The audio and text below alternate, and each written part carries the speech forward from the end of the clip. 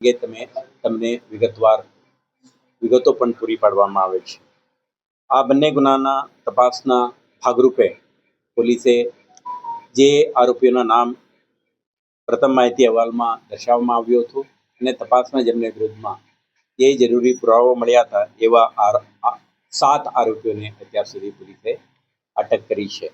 જેમાંથી જે ગઈકાલે વહેલા અટક થયા હતા એવા 4 આરોપીઓને કોર્ટમાં રજૂ કરીને એમના 3 દિવસની પોલીસ રિમાન્ડ પણ મેળવવામાં આવેલ છે અને અન્ય આરોપીઓને સાથે રાખી એમના પૂછપરછ અને એમના રોલ એન્ડ રિસ્પોન્સિબિલિટી અને વાપરાયેલ હથિયારો વગેરે અંગે વિસ્તૃત તપાસ ચાલી રહ્યું છે.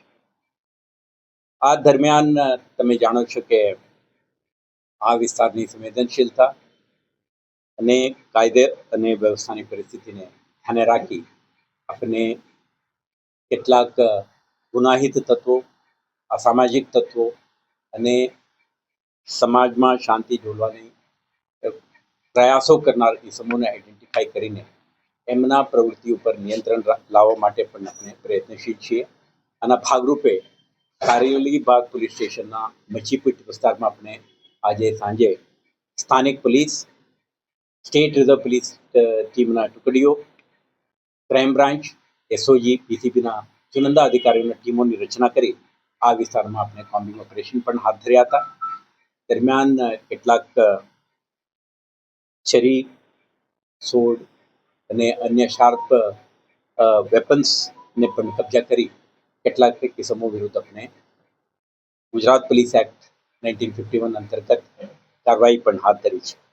સાથે સાથે આ વિસ્તારમાં કેટલાક પ્રકારના એન્ક્રોચમેન્ટ, અવૈધ ઇકોનોમિક એક્ટિવિટીઝ અને એન્ટી સોશિયલ ક્રિમિનલ એલિમેન્ટ્સ દ્વારા જે દબાણ કરીને ટ્રાફિકને અવરોધરૂપ, સરકારના મિલકતને દબાવીને ચલાવવામાં આવતા કેટલાક પ્રવૃત્તિઓ પર નિયંત્રણ લાવવા માટે વડોદરા મ્યુનિસિપલ કોર્પોરેશન દ્વારા પણ આના કાર્યવાહી હાથ ધરવામાં આવેલ છે.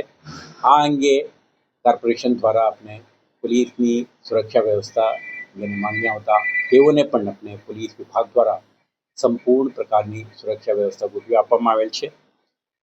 તો આ સમગ્ર વિસ્તારમાં પોલીસ, રેવન્યુ તંત્ર અને વડોદરા મ્યુનિસિપલ કોર્પોરેશનના સંયુક્ત પ્રયાસથી આ વિસ્તારમાં ચાલતા અસામાજિક પ્રવૃત્તિ એક આયોજનબદ્ધ રીતે એવા એલિમેન્ટ્સને લીગલ એક્શન અને જામીન ઉપર છૂટે તો ફરીથી સક્રિય ન બને તે માટે આપણે પ્રિવેન્ટિવ ડિટેન્શનના કાર્યવાહી આપણા કરી રહ્યા છીએ.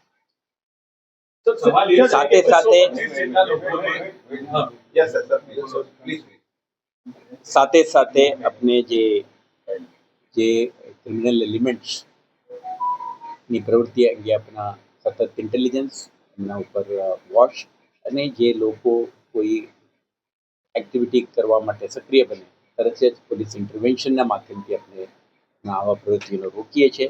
પરંતુ જે ઘટના બની છે આના અનુસંધાને પણ આપણે વધારે રિગરસ પોલીસિંગ અને પ્રિવેન્ટિવ મેજર્સની કાર્યવાહી આપણે હાથ ધરી છે.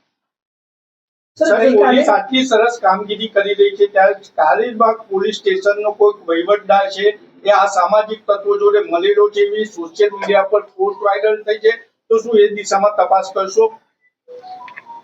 પોલીસ સ્ટેશન્સ એમના ઉપર અસિસ્ટન્ટ કમિશનર, ડેપ્ટી કમિશનરના આખા વ્યવસ્થા છે, માળખો છે.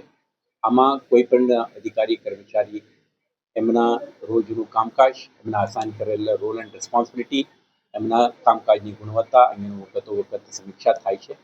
જે વાંધાજનક પ્રવૃત્તિ આપણા ધ્યાન ઉપર આવે, કોઈ કર્મચારી વિરુદ્ધમાં આક્ષેપો આવે ત્યારે આપણે ઇન્ક્વાયરી કરીને તરત જ કાર્યવાહી પણ કરતા હોઈએ છીએ.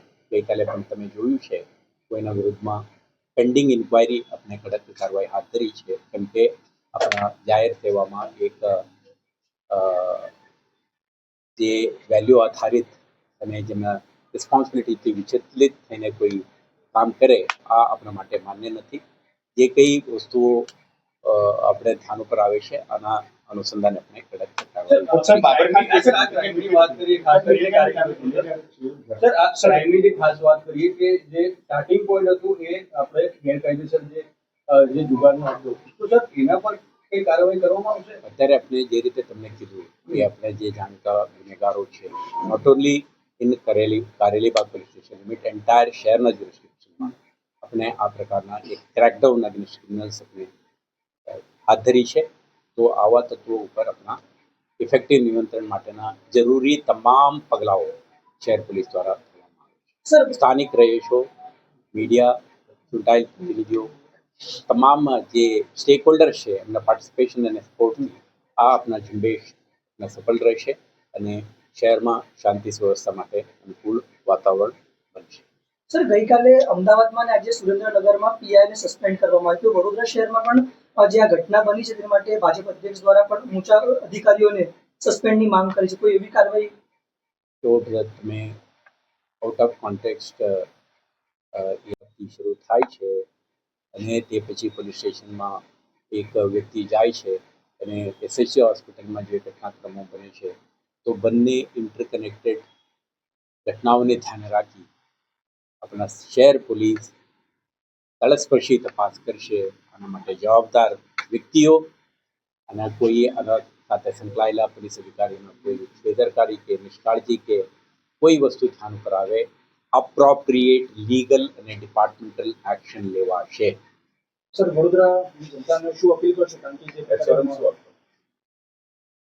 આ એક દુઃખદ ઘટના બની છે. આના અનુસંધાને પોલીસ સક્રિય બનીને તમામ જરૂરી લીગલ એક્શન આપણા લઈ રહ્યા છીએ.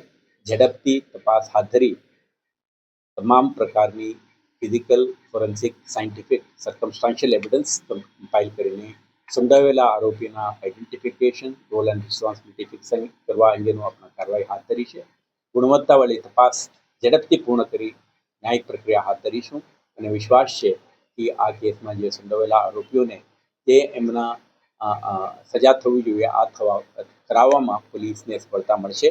સાથે સાથે પોલીસ સાથે તમે સહકાર આપો, સમર્થન આપો અને આપણા કામકાજમાં તમે એક્સટેન્ડ કોઓપરેશન આ કરવાથી આપણે જે ક્રિમિનલ્સ, એન્ટી સોશિયલ એલિમેન્ટ્સને શાંતિ ભંગ કરવા માટે પ્રયાસ કરનારા ઇસમો સામે આપણા ઇફેક્ટિવ કાર્યવાહી કરી શકીશું. આ દિશામાં પોલીસ સતર્ક છે. 24/7 આપણા કાર્યરત રહીશું. તમારા મદદમાં આપણે રહીશું.